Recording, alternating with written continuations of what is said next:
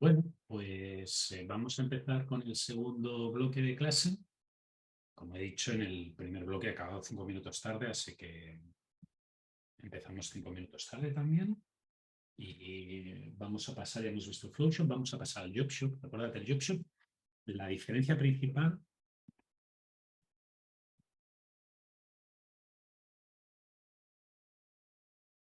es que ahora cada job o cada pieza, cada cosa que se tiene que hacer requiere una secuencia diferente de operaciones.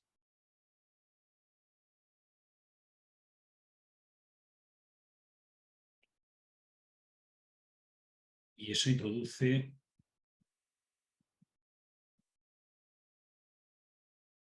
múltiples dificultades.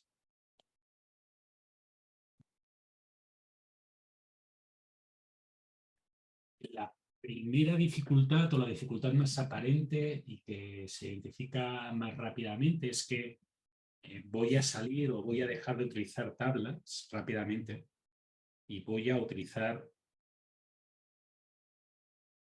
grafos. ¿De acuerdo? La mayoría de representaciones que voy a hacer ahora en esta hora van a utilizar grafos para representar el problema. Creo que los grafos es algo que vosotros ya habéis visto. En el curso de optimización se habla sobre ellos. Los grafos son estructuras o son formas de representar ideas que generalmente contienen dos tipos de elementos. Uno son los vértices, que son las entidades, y otros son los arcos, que son las relaciones entre actividades o entre las entidades. El concepto de grafo es muy genérico y se aplica a muchísimas cosas, por eso los explicamos en optimización, porque es un concepto básico que sirve para muchas cosas y que tienen de forma agregada un montón de procedimientos especiales que funcionan solo en grafos. O sea, es una estructura matemática, es una manera de representar ideas y además es una manera de representar ideas que se traslada rápidamente a poder hacer operaciones sobre esas entidades. ¿De acuerdo? Lo digo porque yo voy a utilizar algunos conceptos que os deberían de sonar familiares de otros cursos y algunos conceptos que no os tienen por qué sonar tan familiares, pero que también están relacionados con la idea de grafo. Por tanto, si los conceptos que yo considero que ya sabéis en algún momento os resultan complejos, avisadme para que haga un pequeño repaso de aquellas ideas que puede ser que se han quedado en el tintero o que se hayan olvidado. Pensad que no es la primera vez que yo utilizo grafos en el curso. El uso habitual que yo doy de los grafos ha sido dos. Odio esta cámara que el efecto de tapado de lo que tengo detrás. El primero es cuando representaba relaciones de precedencia en un problema de equilibrado de líneas de montaje. Básicamente utilizaba como vértices las actividades y un arco decía que una cosa se tenía que hacer antes que otra. Y el segundo es, siempre que he hablado de programación dinámica, he dicho que un programa dinámico determinista se puede representar a través de un grafo, en el cual los estados del programa dinámico son los vértices y las transiciones, las acciones que tomamos, son los arcos. ¿De acuerdo? Aquí vamos a hacer algo parecido y antes de entrar en esa representación en grafo, voy a intentar hacer la representación en matriz para que veáis cuál es la problemática que nos encontrábamos. Volvemos a tener piezas, pero fijaros que ahora aquí arriba ya no tenemos máquinas, sino que lo que tenemos son operaciones, el orden de las operaciones.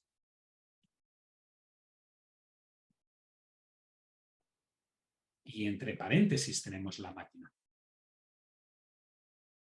Por ejemplo, el job 3 requiere 3 operaciones, requiere que se le hagan 3 cosas sobre ella.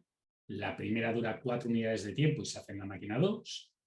La segunda requiere 3 unidades de tiempo y se hace en la máquina 3. Y la tercera requiere una unidad de tiempo y se hace en la máquina 1. ¿De acuerdo? Esto implica que hay unas relaciones de precedencia.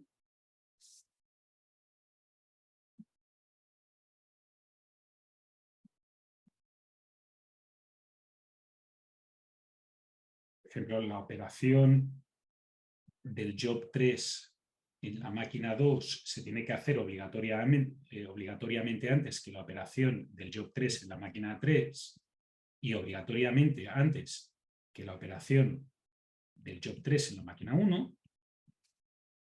Y existen otras relaciones que están asociadas a las máquinas, que son más difíciles de representar.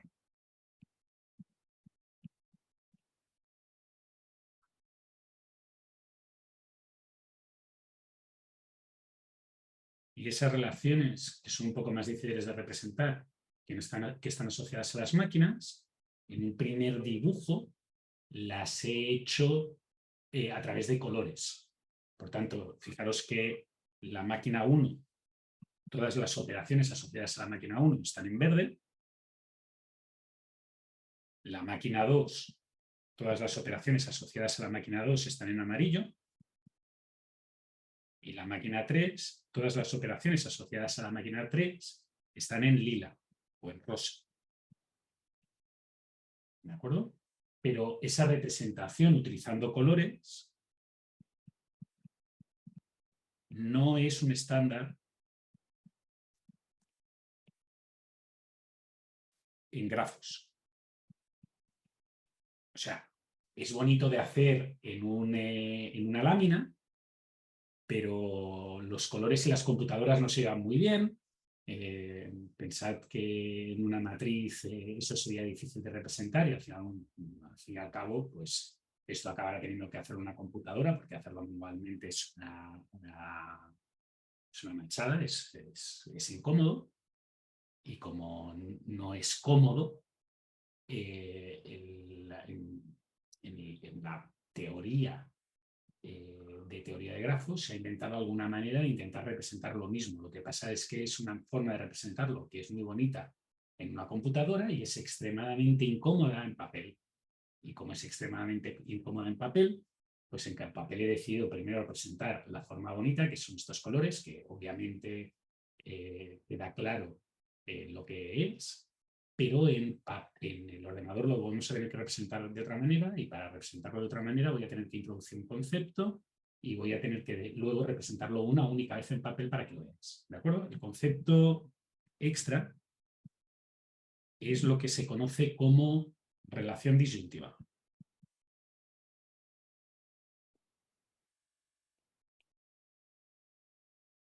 Si os acordáis, cuando yo expliqué los problemas generales de secuenciación al principio de la clase, en el bloque anterior, después de hablar sobre la prueba y demás, dije que las máquinas solamente pueden hacer una cosa a la vez. O sea, la máquina no puede hacer dos operaciones de forma conjunta. ¿Qué implica eso? Eso implica que entre, por ejemplo, las piezas en rosa, la máquina 3 tiene que decidir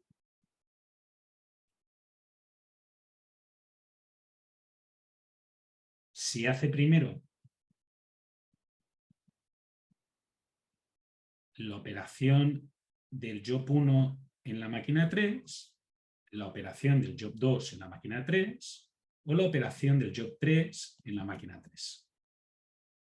Y decidir qué hace primero, qué hace segundo, qué hace tercero, implica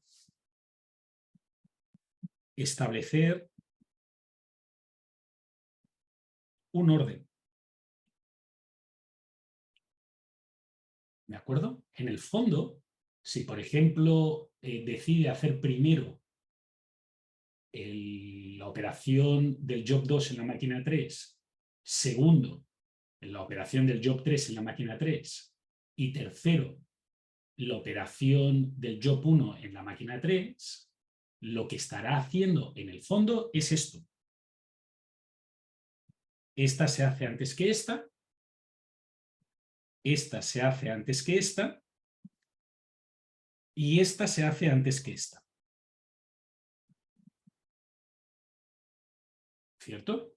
Pero si, por ejemplo, decidiera, y fijaros que además, como se hace la del job 2, la del job 3 y después la del job 1, pues el arco entre el job 1 y el job, entre el job 2 y el job 1 no es necesario porque es implícito. Este ya asegura que el otro se cumple. ¿Sí? Si hago primero 2, luego 3 y luego 1, pues ya sé que 1 se hace antes que 3. Pero también podría hacerlo de otra manera. Podría hacerlo así. Primero la 3, luego la 2 y después de la 2 la 1. O dicho de otra manera, en el fondo podría decir que yo lo que no sé es el orden de esos arcos que unen esas tres tareas o esas tres operaciones. No sé si es este orden, si es este orden o si es este orden.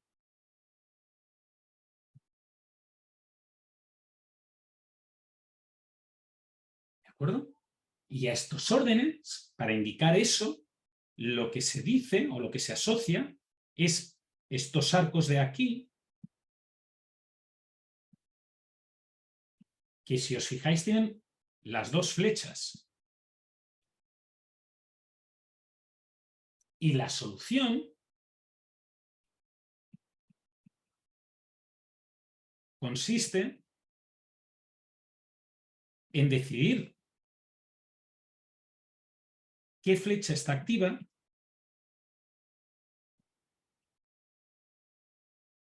y cuál no. ¿De acuerdo? ¿Ha quedado claro?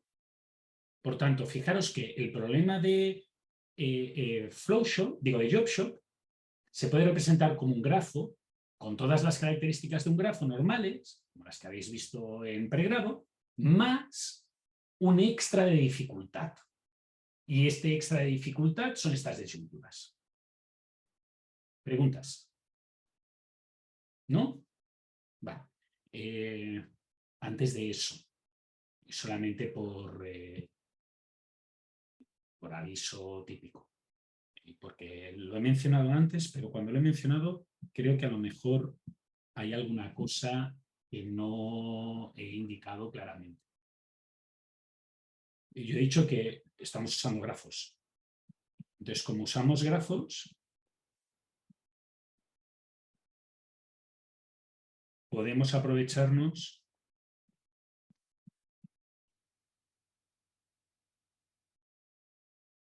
de las herramientas de grafos.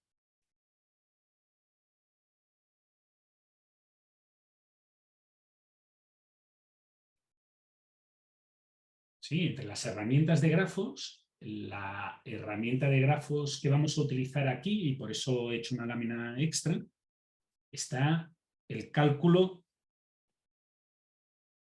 de caminos. ¿De acuerdo? De nuevo, viviendo a temario de pregrado en 2 cursos. Optimización y formulación y evaluación de proyectos. En formulación y evaluación de proyectos se hace un cálculo de caminos que se conoce como el CPM. El cálculo del camino crítico. O el cálculo de la ruta crítica, puede ser que le habéis llamado en CEP, no sé qué nombre utilizáis. Creo que esto lo habéis visto todos. Si alguien no lo ha visto, que me lo diga. ¿Vale? En pregrado en Opti hacéis algo parecido que se llama el cálculo del camino mínimo.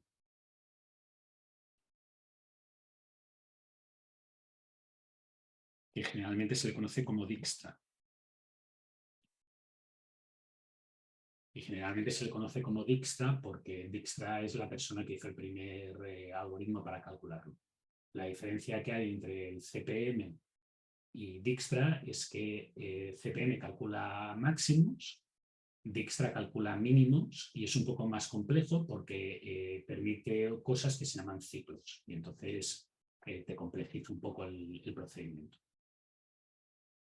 Pero el camino mínimo, el Dijkstra, también calcularía caminos máximos. Traducido, se puede utilizar el algoritmo de Dijkstra para resolver el problema CPM cambiando la función donde haces un mínimo por un máximo. Y también lo calcularía. También calcularía el camino máximo. Y eso es importante porque lo vamos a ver dentro de un ratito. No se hace porque CPM es muy rápido, porque utiliza una propiedad de un grafo, que es que el grafo es dirigido y que no tiene ciclos. Entonces, como no tiene ni ciclos ni circuitos, va más rápido usar CPM que utilizar Dijkstra. ¿Sí? Pero los dos algoritmos hacen lo mismo, resuelven el mismo problema. Lo único que tienen nombres diferentes, porque son de sitios diferentes, tienen orígenes diferentes, y después de inventarse alguien dijo, pero sí son lo mismo. No, son dos desarrollos separados que significan exactamente lo mismo en la realidad. ¿Vale? Lo digo porque parte del cálculo que vamos a utilizar requiere o va a hacer uso de este concepto de CPM y de Dijkstra. ¿Sí? ¿Por qué no podemos utilizar CPM directamente en este problema? Pues no podemos utilizar CPM directamente en este problema porque CPM no tiene en cuenta este problema de las máquinas. Entonces, si yo tomara este ejemplo de aquí de nuevo y lo resolviera por CPM, por el cálculo de la ruta crítica, lo primero que diríais es que tenéis que poner valor en los arcos. Fijaros que el valor de cada arco es igual a la duración de la operación asociada al vértice origen. Y ahora lo que haríais sería calcular de izquierda a derecha. Entonces esto puede empezar en 0, esto puede empezar en 3, esto puede empezar en 1, esto puede empezar en 2, esto puede empezar en 3, esto puede empezar en 4, esto puede empezar en 7. Y ahora aquí, cuando hay una unión, os quedáis con el máximo. Y en este caso el máximo es 8. Y ahora volveríais a calcular de derecha a izquierda y os daría que el camino crítico es esto. Fijaros que esto ha creado un problema, y es que esta actividad de aquí se empieza en 0 y acaba en 3. Y esta actividad de aquí empieza o se inicia en 0 y acaba en 2. Entonces fijaros que la máquina 1 se está utilizando en paralelo para hacer dos piezas. Y eso es un problema porque no se puede hacer. ¿Sí? Por tanto, vamos a tener que inventar alguna nueva estrategia para resolver este hecho de que no podemos utilizar CPM, porque a pesar de que CPM resuelve un problema muy parecido, nos está entrando este problemilla de los valores idénticos, y este pequeño problemilla de los valores idénticos, de cosas que se hacen en paralelo, que no se pueden hacer en paralelo, es lo que estamos intentando representar con estas disyuntivas que he puesto acá. ¿Sí? Muy bien. La primera idea para desarrollar un procedimiento para resolver este problema sería intentar ir paso a paso resolviendo posibles conflictos.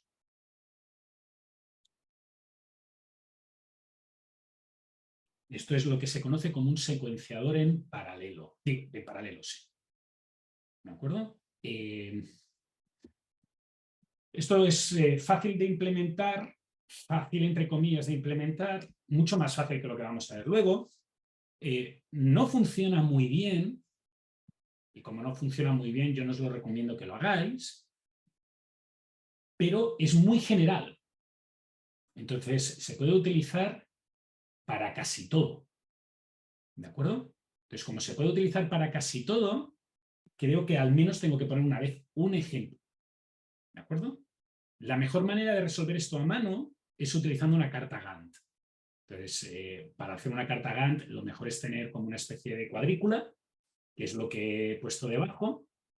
De nuevo, en una computadora hay que mantener esta misma cuadrícula, pero con una estructura un poquito más compleja, por tanto, se complejiza la historia un poquito bastante. No voy a entrar en detalles de cómo implementar esto. Sería un ejercicio que puntuaré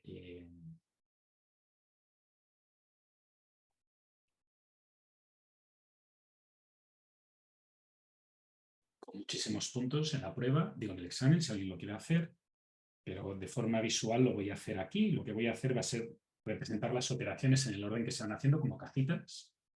Entonces empezaríamos en el instante t igual a 0. Y para hacer una representación que sea cómoda para mí, lo que voy a hacer es que las cajitas asociadas a la máquina 1 van a ir en esta fila de aquí. Las cajitas asociadas a la máquina 2 van a ir en esta fila de aquí. Y las cajitas asociadas a la máquina 3 van a ir en esta fila de aquí. ¿De acuerdo? Cada columna de la cuadrícula va a representar una unidad de tiempo. ¿Sí? Entonces me encuentro en el instante 0. Fijaros que en el instante 0 yo lo que puedo hacer, las tareas candidatas son esta, esta y esta. Entonces, fijaros que para la máquina 2 no hay ningún problema. Parece que lo lógico sería hacer el job 3. Por tanto, hago esta secuencia y digo, la máquina 2 va a estar 4 unidades de tiempo haciendo la operación asociada al job 3 en la máquina 2. Y ahora, con algún tipo de regla heurística, tengo que escoger qué va a hacer la máquina 1. Si el job 1 o el job 2. Como no voy a entrar en detalle de cuál es la mejor heurística que podríamos aplicar, en caso de duda siempre voy a escoger el que tenga el ID más chico. O sea, entre cosas asociadas al job 1 y cosas asociadas al job 2 voy a preferir lo que esté asociado al job 1, entre cosas asociadas al job 1 y al job 3 también al job 1, y entre el job 2 y el job 3 en el job 2. Por tanto, lo que haría sería máquina 1, job 1. Y eso dura 3. Por tanto, fijaros que aquí lo que haría sería operación del job 1 en la máquina 1. Y fijaros que esto ya lo he hecho y esto ya lo he hecho. No puedo hacer nada de la máquina 3 porque no hay nada pendiente de la máquina 3. Tengo que esperar para acabar o el job 2 o el job 3 en sus actividades anteriores. Para que no desaparezca del todo, lo que voy a hacer es colorearlo así. Muy bien, pues entonces fijaros que no puedo hacer nada hasta que acabe el job 1 en la máquina 1, que es en el instante de tiempo 3. Y ahora fijaros que la opción que tengo es hacer el job 1 en la máquina 2, pero no puede porque la máquina 2 está ocupada. Pero puedo empezar a hacer el job 2 en la máquina 1, porque ahora la máquina 1 está vacía. Entonces lo que haría sería la operación job 2 en la máquina 1, que dura 2.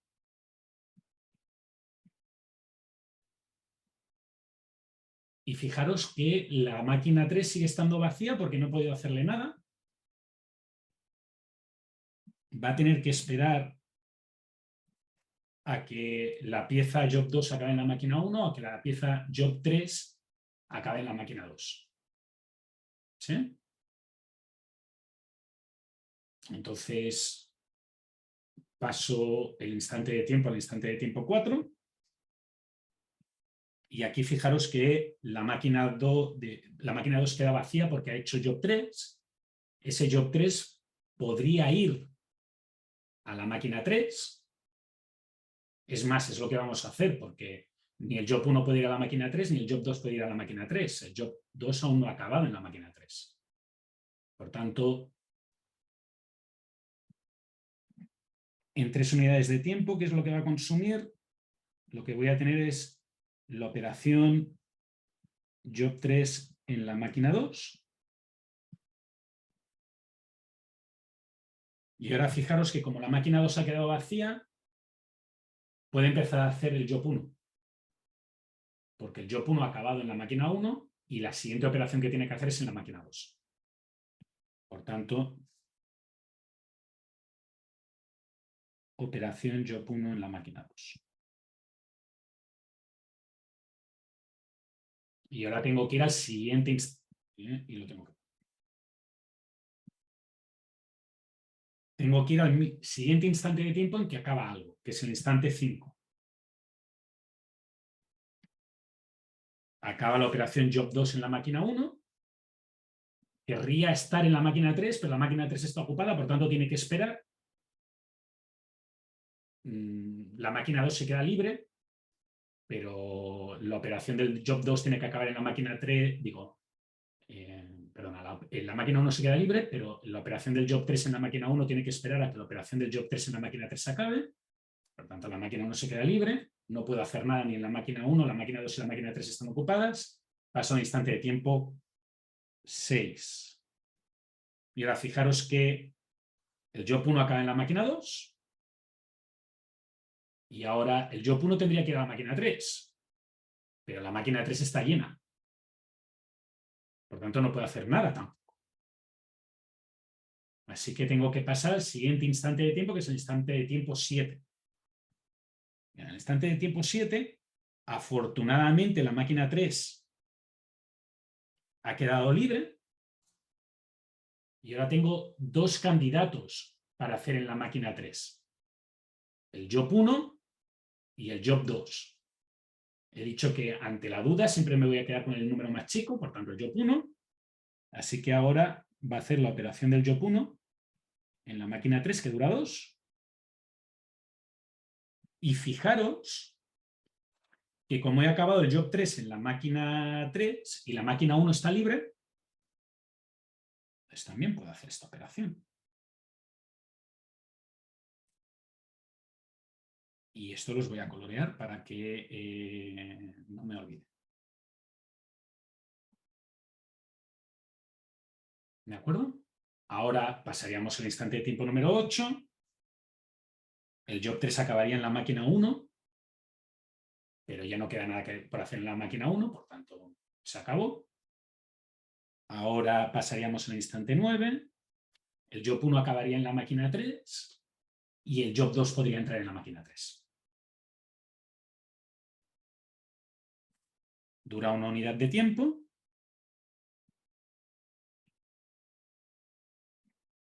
Pasaríamos al instante 10. Acaba el job 2 en la máquina 3, podría pasar a la máquina 2, que dura 4.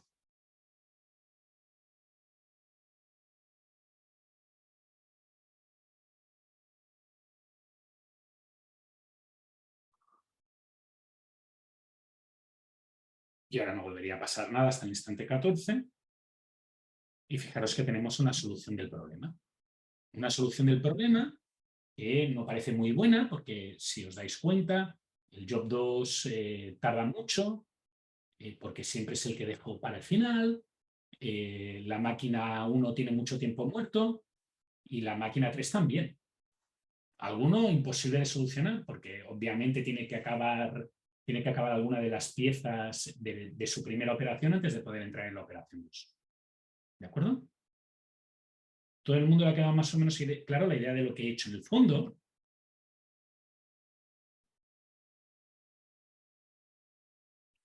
he resuelto una simulación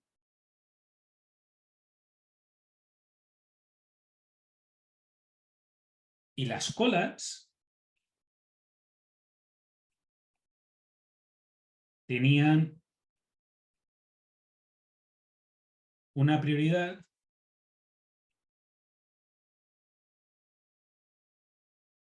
fijada por mí.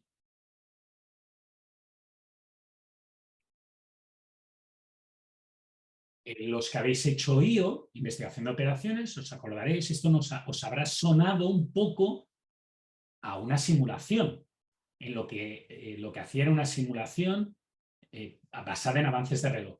Iba mirando cada vez que pasaba un evento, tomaba decisiones y volvía a pasar al siguiente evento. ¿De acuerdo? Básicamente es como resolver un problema en la práctica en la cual pues tú no intentas planificarlo todo, simplemente planificas lo que tienes que hacer en ese momento concreto y dices, bueno, y después ya miraré lo siguiente. Cuando llega lo siguiente, pues aparece una necesidad y entonces lo realizas. ¿Preguntas? ¿No? Bueno, de nuevo, no es que sea extremadamente compleja la idea, implementarlo no es fácil. Alguno de vosotros dirá, ya, pero hay que programarlo en arena. No, no es necesario usar arena, lo puedes hacer esta simulación, este proceso, lo puedes hacer en C sin ningún problema, o en Python o en cualquier otro lenguaje. Es un poco molesto porque hay que tener en cuenta muchas cosas, pero se puede hacer. Yo no lo voy a hacer en el código, excepto que, primero, porque lo voy a preguntar en el examen. Entonces, si lo hago en el código yo, es un poco extraño. Y segundo, prefiero centrarme en el método eficiente. Este método es un método muy general y como es un método muy general y que sirve para muchas cosas, lo que sirve para muchas cosas normalmente no hace nada bien, lo hace todo más o menos. Pues este método es un método que hace todo más o menos. ¿De acuerdo? ¿Cuál es el método que normalmente se recomienda para este problema? Pues es un método que se llama Shifted Bottleneck, que es el de, esto sería un cuello de botella,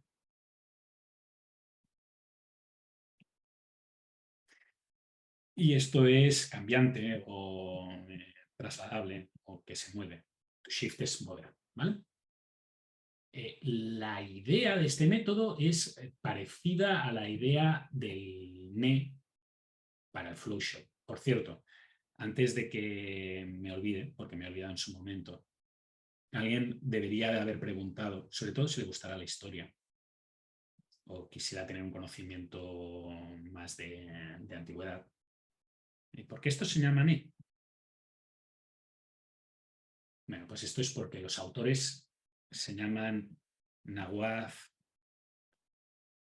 Enscore y Ham. ¿De acuerdo? ¿Por qué esto se llama Shifting Bottleneck? Pues porque el autor se llama Balas y debieron de pensar que el procedimiento de Balas sonaba un poco raro, que disparaba. Bueno, Balas era un tipo muy curioso, murió hace un par de años, con 90 y tantos años. El tipo sobrevivió a un campo de concentración nazi por comunista. Él era romano y después sobrevivió a una fuga de Rumanía a Europa perseguido por el Partido Comunista Rumano. Así que era un tipo que cuando lo tenías en un congreso, la primera vez era un gusto hablar, digo, verlo y oírlo, porque explicaba cosas muy interesantes de su vida personal, pero siempre explicaba lo mismo. Entonces, y hablaba muchísimo, como yo. Así que era un poco terrible. Porque la primera vez lo pasas muy bien, pero la segunda decías, señor, explique alguna cosa nueva, porfa. Y además he venido a leer su paper, digo, vengo de leer su paper, no de que me expliquen el proceso de la Segunda Guerra Mundial. Anyway, la idea es la misma. ¿Sí? En el caso de NE, lo que mira son las piezas y detecta ineficiencias. En el caso del job shop, lo que mira son la secuencia de operaciones en cada máquina y detecta ineficiencias.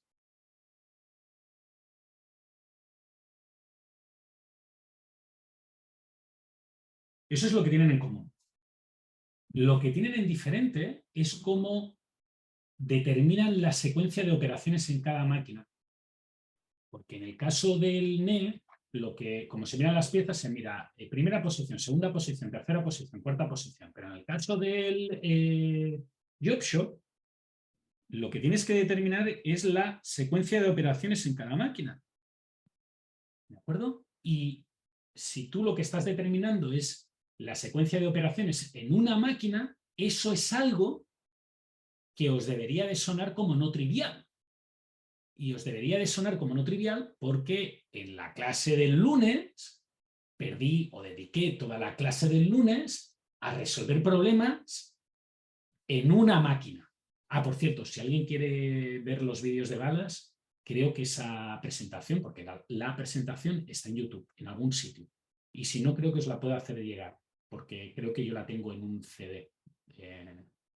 Y realmente es un tipo, era muy interesante verlo. Si a alguien le interesa la historia antigua, la historia reciente explicada por un superviviente de un campo de concentración y toda la historia, no hay nada de mates. Luego explica lo que hizo y cómo acabó en esta área, porque él no era ni siquiera, ni hacía investigación de operaciones, él hacía otra cosa completamente distinta. Ya no vuelvo a hablar de balas. Vamos al punto. Es un problema una máquina. Entonces, ¿qué problema una máquina tenemos que resolver? Tenemos que determinar la mejor secuencia para esa máquina. Y resulta que ese problema de la mejor secuencia para una máquina lo que tiene que hacer es resolver este problema de aquí. Esta parte de aquí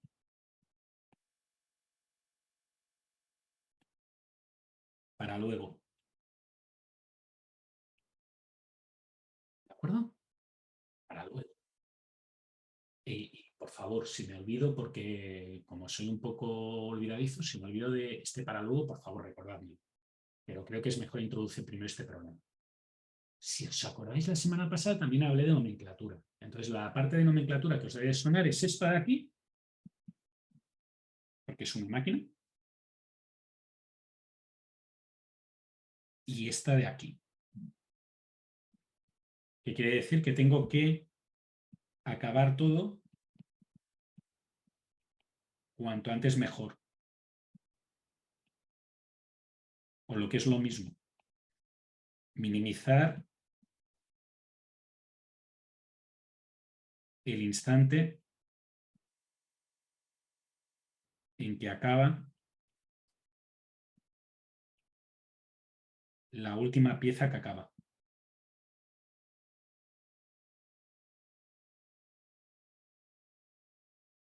Y lo que tengo que explicar es esto de aquí. Porque esto de aquí obviamente no lo habéis visto. Entonces, lo voy a intentar explicar de una manera más o menos ejemplificada. De nuevo, hacer un código de Shifting Bottleneck no es trivial. Es muy complejo. Por suerte hay código en Internet. Por tanto, si os encontráis con algún problema de esto, no es necesario que lo hagáis desde cero. Si alguno de vosotros hace un código de Shifting Bottleneck y les sale, quiere decir que yo diría que sabe programar el 95% de cosas que le pueden pedir en esta área. El otro 5% son cosas muy nicho. Por tanto, es un problema que si alguno de vosotros, no sé, tiene tiempo libre y le interesa este verano, se lo puede plantear como un proyecto. No digo que lo tenga que hacer y no digo que sea necesario para entender el temario. Sí creo que es necesario entender lo que está haciendo porque esta clase está exponiendo métodos en los cuales la gente ha llegado a soluciones exprimiéndose la cabeza un poco más que haciendo una regla simple de prioridad. No se distingue, no es un gran paso, no es un gran salto evolutivo respecto a la regla de prioridad. Vuelve a tomar decisiones de forma heurística, pero lo hace exprimiendo al máximo la información que tiene el problema o las características que tiene el problema. En este caso, este problema es el problema asociado a ver cuál es la mejor secuencia para una máquina. Entonces, me voy a centrar única y exclusivamente en la máquina 3 para el ejemplo.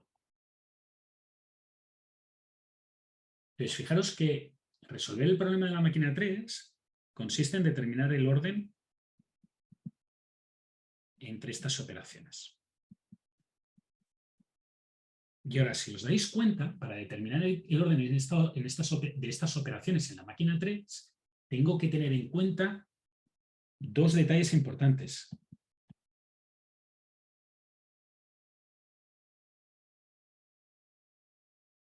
El primero es que hay algunas piezas que requieren trabajo previo.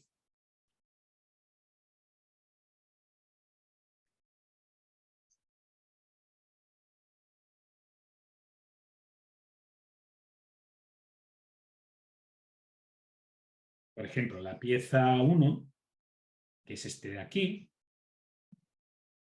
requiere que para empezar a trabajar en la máquina 3 se haya hecho esto de aquí y esto de aquí.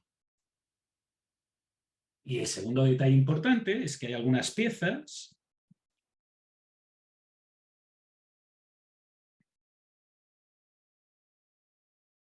que requieren trabajo a posteriori. Este problema o este trabajo previo, trabajo a posteriori, resulta que no es único del problema que estamos trabajando. Hay otros problemas que tienen estructuras semejantes. ¿Sí? Por ejemplo, aquellas actividades o aquellas piezas que requieren trabajo previo, hay un caso típico en un taller, que es que la opción que hemos mirado en el Flowshop y en el JobShop inicial es que todo está disponible en el instante cero de tiempo para poder tomarlo y trabajarlo. Y eso no es cierto. Hay muchas veces que uno tiene que hacer 20 cosas, pero o tiene que hacer 10 trabajos para la carrera, para los cursos que hace, pero algunos profesores no te lo dan el día cero, te dicen, bueno, y subiré los papers para que escojáis el paper el día 20. Y otros te dicen, no, lo subiré el día 30. Pues obviamente, a pesar de que el del día 30 a lo mejor es más urgente y tiene una fecha de entrega más temprana, te dan solamente 10 días y el del día 20 te da 3 meses, pues no puedes empezar a trabajar en el día 30, porque tienes que esperar a que llegue el día 30 y puedes adelantar trabajo en el del día 20. ¿Sí?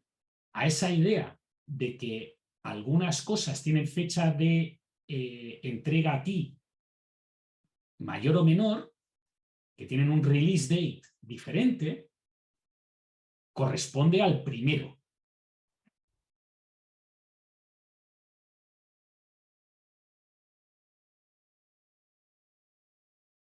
Y fijaros que esto es la R que tenéis ahí. Que quiere decir que los jobs, las operaciones asociadas a la máquina en la que estoy resolviendo, tienen un release date que indica que en el mejor de los mundos posibles,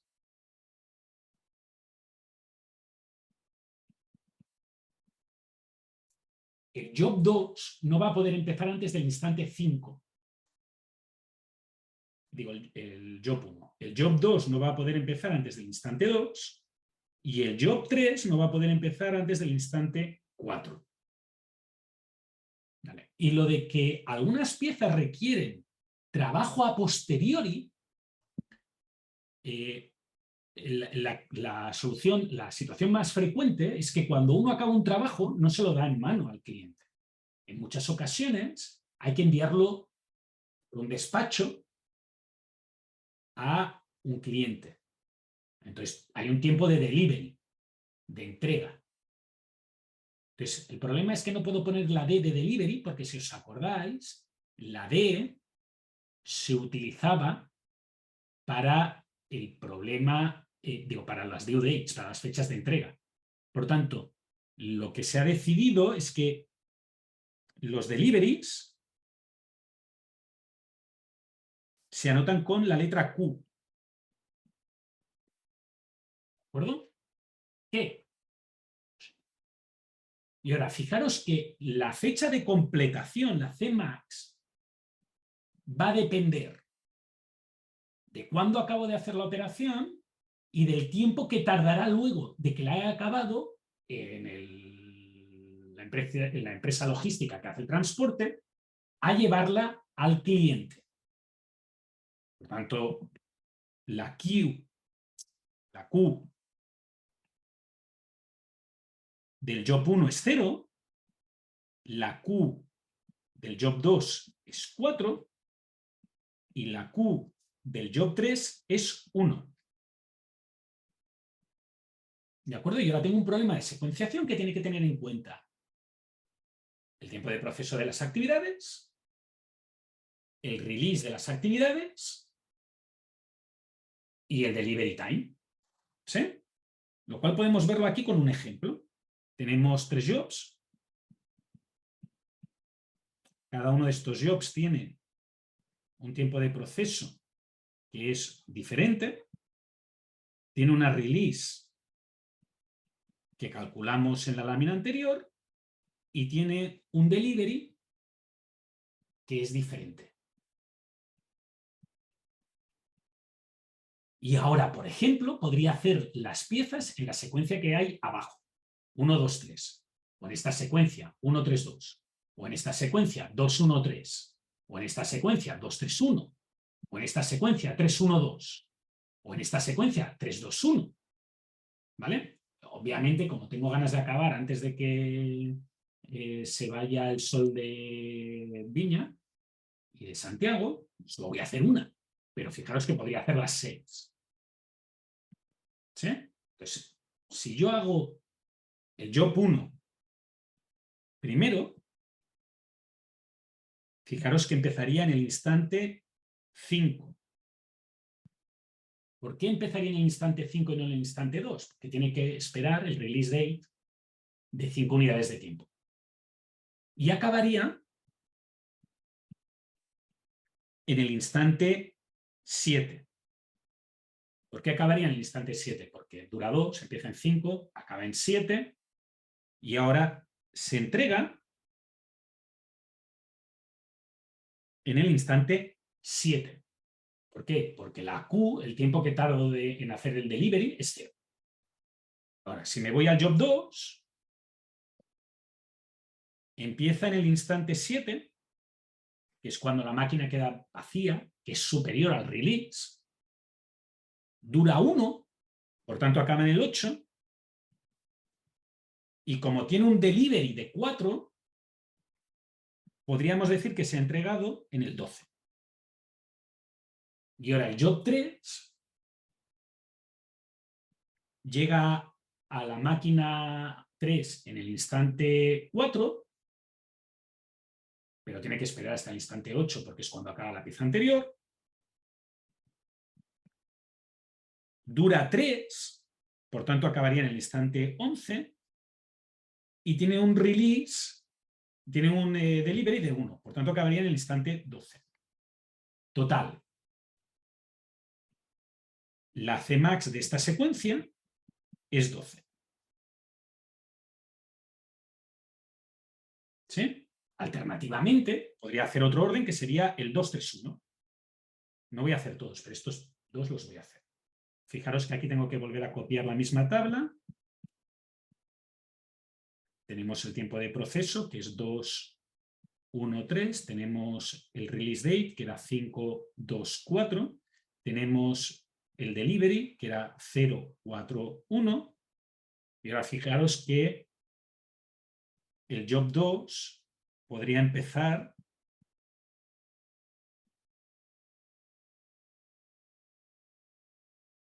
en el instante 2, que es cuando llega la máquina.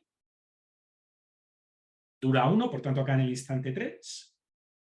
Y se entrega, tarda 4 en entregarse, por tanto el momento de entrega es el 7. El job 3 tiene un release de 4, por tanto hasta el instante 4 no llega. Por tanto, aunque la máquina quede libre en el instante 3, se tiene que esperar a que llegue para poder empezar a trabajar en ella. Pues empieza en el instante 4, dura 3, por tanto acaba en el 7, y tiene un release tiene un delivery de 1, por tanto acabaría en el 8. Y ahora el job 1 llega en 5, pero se encuentra la máquina ocupada, por tanto tiene que esperar hasta el instante 7 para empezar.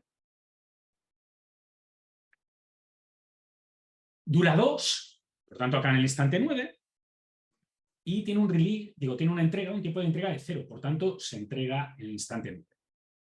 Así que fijaros que estas operaciones acabarían en 9.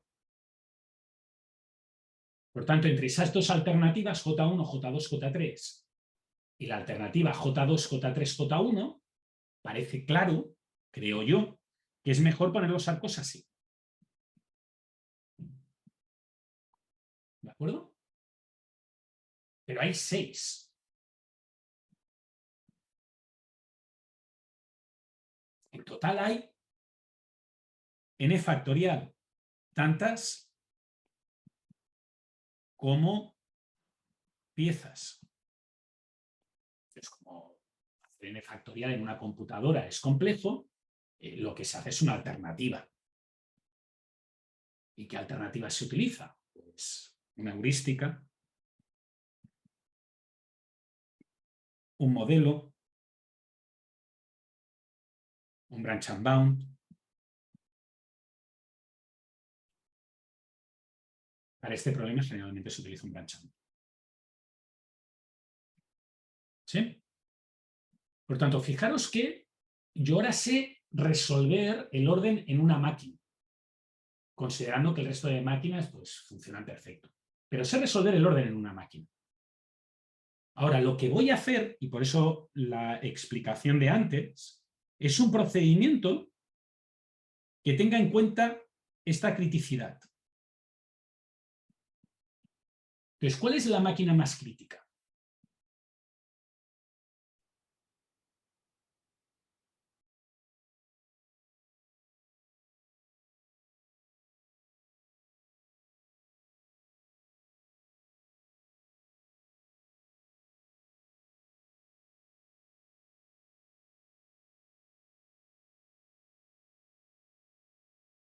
¿A alguien se le ocurre?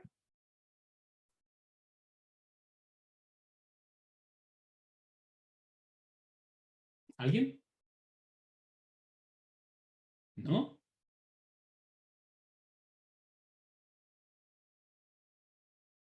¿Alguien está ahí? Pero a mí no se me ocurre. ¿A ti no se te ocurre? Bueno, pues la idea es que tenemos que escoger por lo que hemos calculado. Tiene que ser por Cmax. Entonces, ¿qué va a ser más crítica? ¿Una que tenga una Cmax chica o una que tenga una Cmax muy grande? La más grande. Exactamente. Por tanto, lo que hago es resuelvo el problema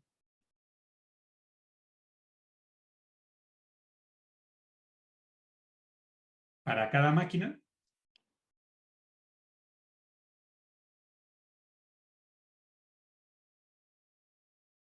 Detecto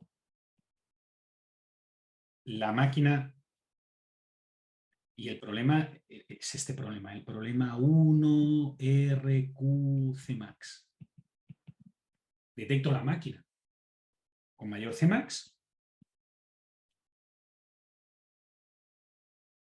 y fijo la secuencia en esa máquina.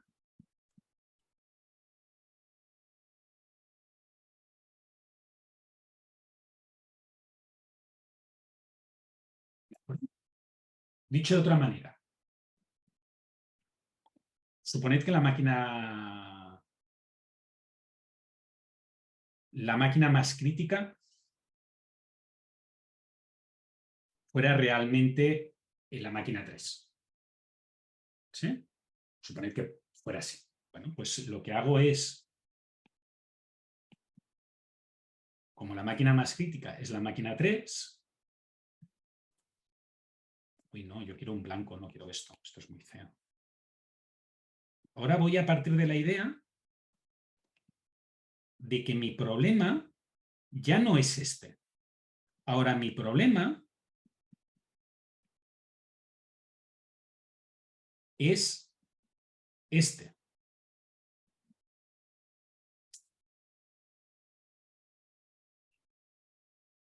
Perdonad, pero esto de cambiar de colores y de grosores.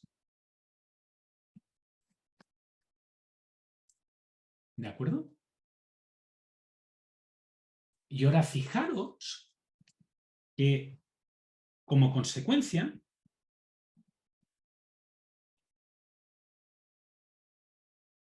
me pueden cambiar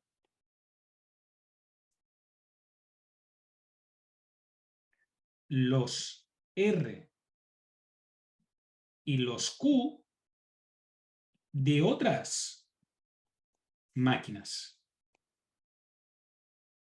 y operaciones.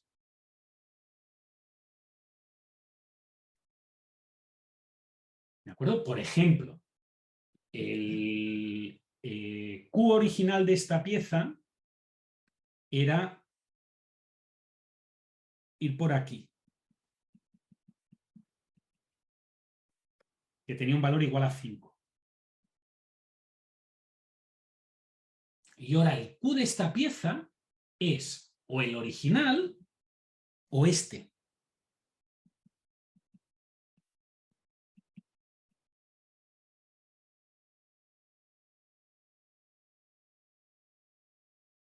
Que es 4 y 2, 6. Por tanto, tras el cambio es el máximo entre 5 y 6. ¿Vale? ¿Se puede automatizar este proceso de ver las nuevas R's y las nuevas Q's? Sí, ya lo hemos visto.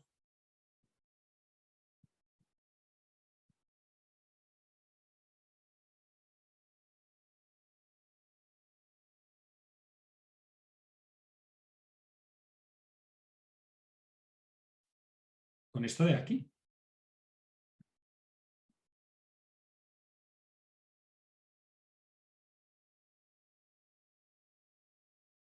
¿De acuerdo?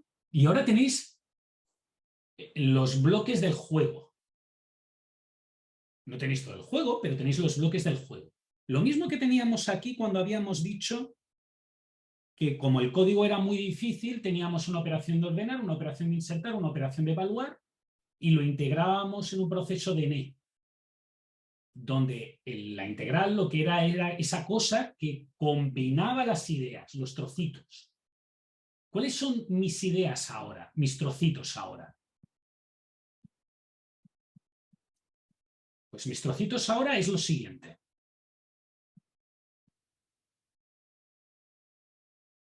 Tenemos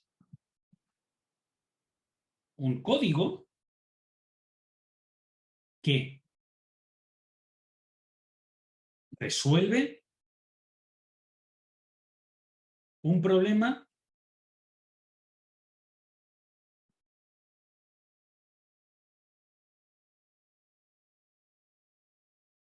ya sea una heurística, un branch and bound, cualquier algoritmo que pensarais. Por ejemplo, una heurística muy buena para este problema es ordenar las tareas de release más chico a release más grande.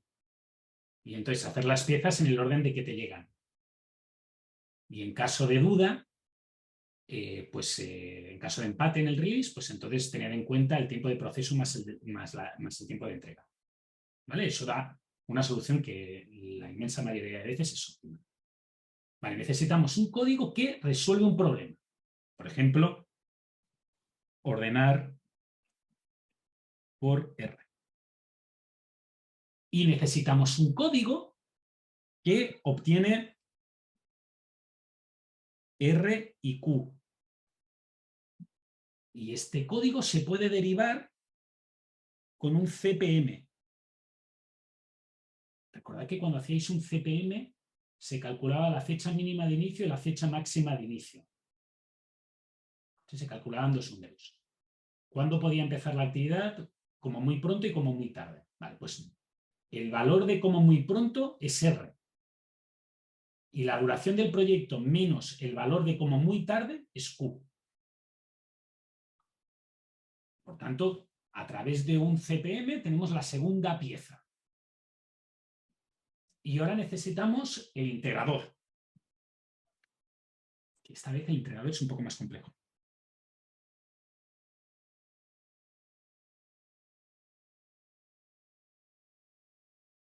Por tanto, lo que voy a explicar ahora es únicamente el integrador. Las otras partes, yo no digo que sea fácil hacerlas, pero las podéis aislar mejor.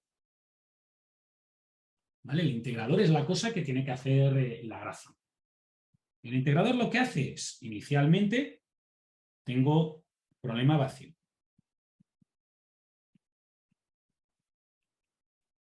Y ahora el problema lo que hace es lo siguiente. Y para hacer una cosa que sea medianamente legible, voy a decir que el problema vacío es que máquinas secuenciadas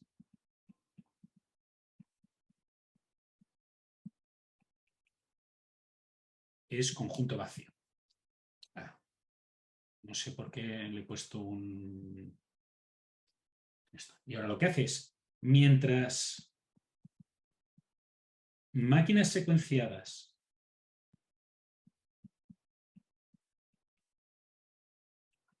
no sea igual a todas las máquinas, lo que hace es lo siguiente. Para cada máquina no secuenciada,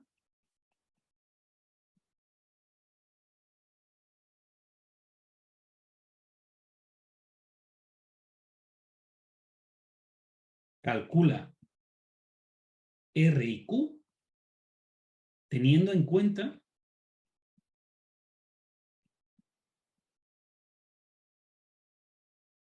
las precedencias y las máquinas ya secuenciadas.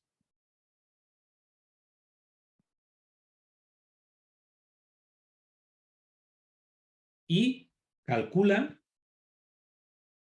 solución, problema 1RQ Cmax.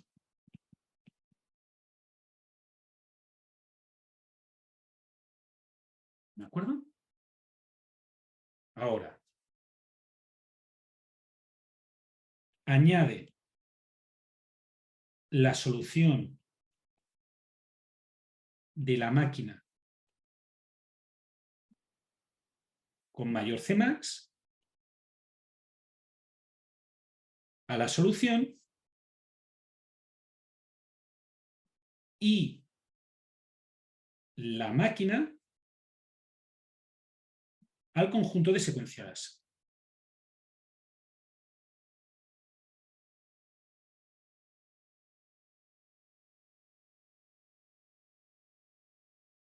¿Vale? Y esto es suficiente para encontrar una solución. Y una solución muy buena. Lo que pasa es que Balas se dio cuenta que se podía hacer un pequeño truco muy rápido, bueno, muy rápido, que hacía que el algoritmo funcionara muchísimo mejor. Que es que tras añadir, hace otro loop. Y el loop que hace es esto. Para cada máquina secuenciada,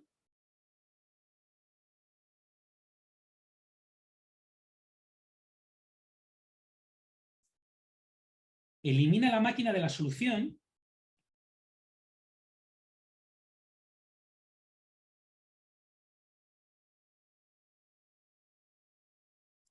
calcula R y Q, teniendo en cuenta que ahora esa máquina ya no tiene esas disyuntivas fijadas, resuelve el problema de nuevo y lo vuelve a añadir.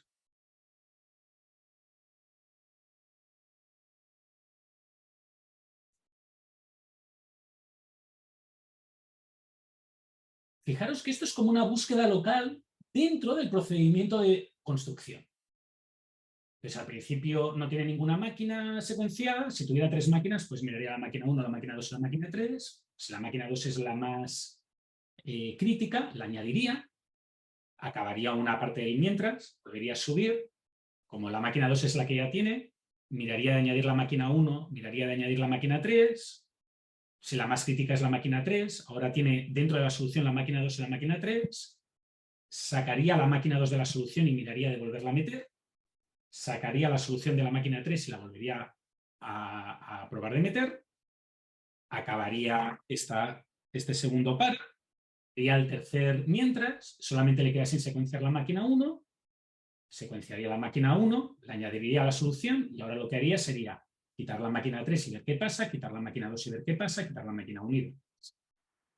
Y esto es el shifting board. De nuevo,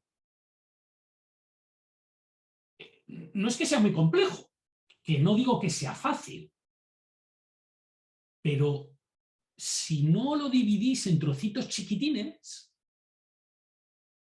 y después lo integráis, es imposible de hacer. Completamente imposible. Si lo dividís en trocitos chiquitines, con funciones, y veis las interacciones que hay y os lo planteáis antes de entrar en el problema, es atacable. Es atacable porque, por ejemplo, podéis primero hacer esto, que en teoría debería ser lo más fácil, luego hacer esto, que en teoría con una heurística, por ejemplo, ordenar por R, debería de ser relativamente fácil, y ahora podéis hacer esto. Posiblemente empezando por esta parte, luego esta parte y finalmente esta parte. Y ya lo tenéis todo. ¿Sí? No digo que sea simple, pero aquí hay dos ideas importantes. La primera idea es divide y vencerás. Toma un problema muy difícil, divídelo en cachitos pequeñitos, analiza los cachitos pequeñitos y te funcionará. Y la segunda parte es, tenéis que pensar que la programación lineal a duras penas resuelve problemas de 8 jobs y 8 máquinas. A duras penas. O sea, generalmente resuelve problemas de 5 jobs y 5 máquinas de forma óptima. Alguno de 6 jobs y 6 máquinas, pero no todos. Uno de 10 jobs y 10 máquinas, que es un problema relativamente chiquitito en la industria, la programación lineal está fuera de su alcance. Sin embargo, rompiéndose un poco el coco, obtienes soluciones que para los problemas que se conoce el óptimo, es el óptimo. Llega al óptimo. Y de una forma relativamente rápida. ¿Sí? Por tanto, dividir el problema en partes, divide y vencerás. Cuando el problema es un poco complejo hay que intentar ver la estructura, hay que intentar analizar lo que tiene y aprovecharse de esa estructura. Preguntas. Y eso es lo que es una heurística, intentar entender el problema y aprovecharse de él para sacar cosas. Hay gente que entiende otra cosa por una heurística, pero eso no toca la lección de hoy y yo tampoco estoy muy de acuerdo con ello, así que la opinión de cada uno es respetable. ¿Preguntas? ¿No? Todo bien, profe. ¿Todo bien? Pues nada.